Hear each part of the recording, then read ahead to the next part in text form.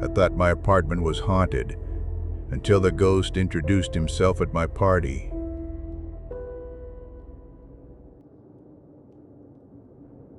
The first time I heard him, I was naked and blind with soap in my eyes. The water was a hot pulse against my skull, drumming out the noise of my day. Then, through the roar, a sound. The distinct metallic scrape of a fork against a ceramic plate from my kitchen. I froze, suds dripping into my eyes, burning. I live alone. My heart went fucking atomic. I twisted the faucet handle so hard, the pipes shrieked. Silence fell, thick and heavy, broken only by the drip, drip, drip from the shower head and the frantic thunder in my own chest. I listened. Nothing. Just the settling groans of a 9-month-old tenancy in an old building. I ripped the thin plastic curtain aside, not even bothering with a towel. Water pooled around my bare feet on the cold tile as I stalked into the hallway, my whole body a coiled nerve. The apartment was dark, steeped in the gloom of a city evening, empty. The kitchen was exactly as I'd left it. A single dirty coffee mug in the sink. No plate, no fork, just like every other goddamn time. My hands were shaking. I padded over to the little altar I'd built on my dresser, the one dedicated to oblivion. A dab rig, a torch, a constellation of little silicone pucks full of wax. I'd bought it all 2 weeks after I moved in, back when the noises were just whispers and my reflection in the window seemed to move a second after I did. Before, I only smoked on weekends. Now, it was a sacrament. The glass glowed hot. I took a lungful of vapor, held it until my vision swam, and let it out in a plume of artificial calm. It didn't work. Not really. The feeling was still there. A pressure in the air. The sensation of being a specimen under glass. I didn't search the apartment this time. I used to. I'd tear through closets, look under the bed, check the flimsy lock on the front door for the 10th time. I never found anything. All it did was make me feel like a kid scared of monsters, and the only thing worse than being haunted is feeling like you're just fucking crazy. Don't be a child, Zeno. Ghosts weren't real. That's what I told myself, night after night, as I got high enough to blur the edges of the world. But something was in my home. It wore my clothes when I was at work, leaving them folded wrong. It used my toothbrush. I was sure of it. The bristles were always damp in a way they shouldn't be. Little things. An accumulation of wrongness that was grinding me down to dust. I stood there naked and steaming in the dark, and I just whispered it to the empty room. Please, just stop. For months, it didn't. Then came Halloween. My coworkers, bless their oblivious hearts, insisted my place was perfect for a party. I think they saw the dark circles under my eyes and mistook exhaustion for my mystique. It took some convincing, but honestly, I was desperate. The idea of filling this place with loud music and drunk bodies felt like an exorcism. Maybe it would scare whatever this was back into the woodwork. So I put on a cheap baseball fury costume and opened my door.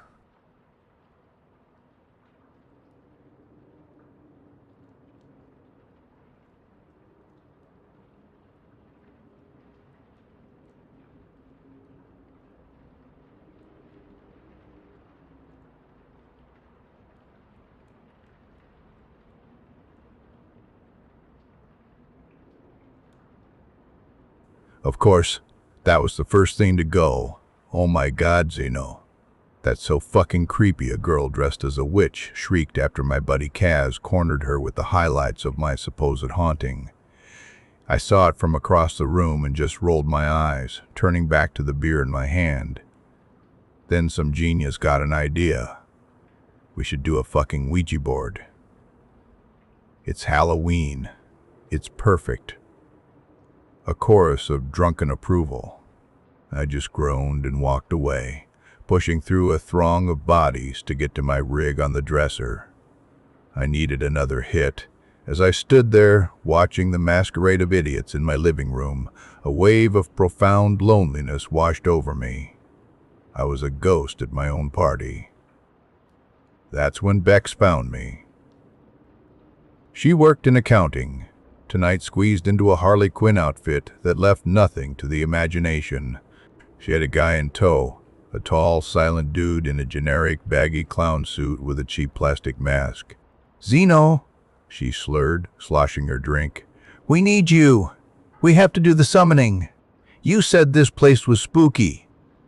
"It's our duty." The clown behind her just stood there, his posture apologetic. The mask was blank, its painted-on smile somehow more unsettling than a frown.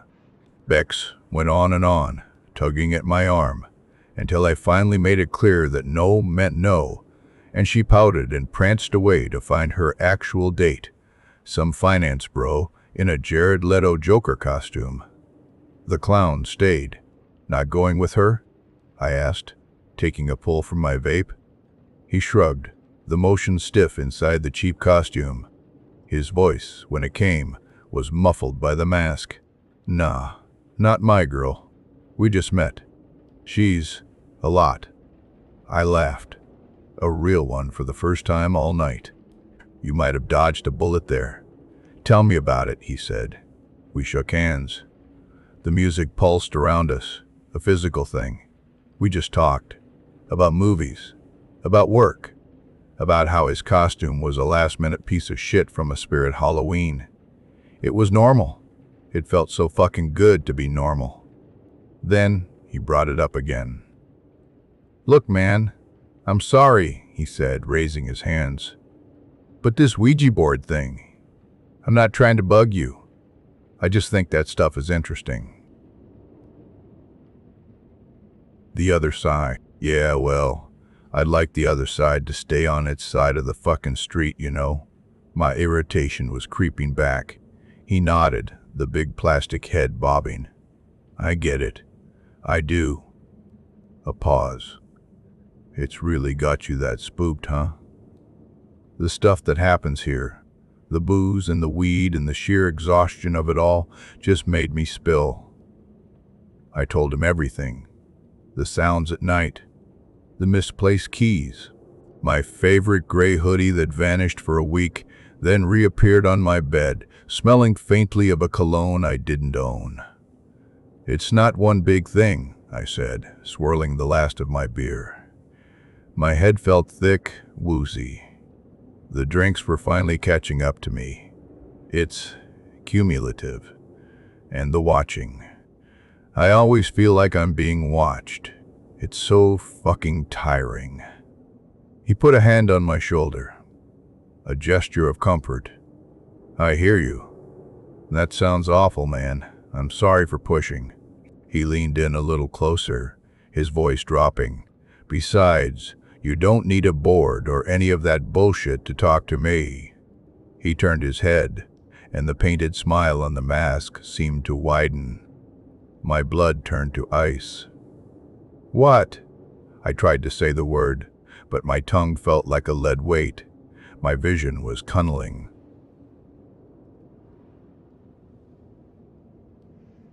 The music of the party sounded a million miles away. My legs gave out. He caught me, his grip surprisingly strong. "Easy there." He cooed the words, his masked face close to mine. No one noticed. The party was a roaring, sweaty beast, completely devouring us. The hedonism of the night was the perfect cover. "It's okay now," the muffled voice whispered in my ear. "It's all okay. I've had so much fun watching you. You're beautiful. You know that. I knew you were the one the day you moved in. I'm so tired of just sneaking around when you're in the shower or gone at work. It doesn't have to be like that anymore. We can finally be together."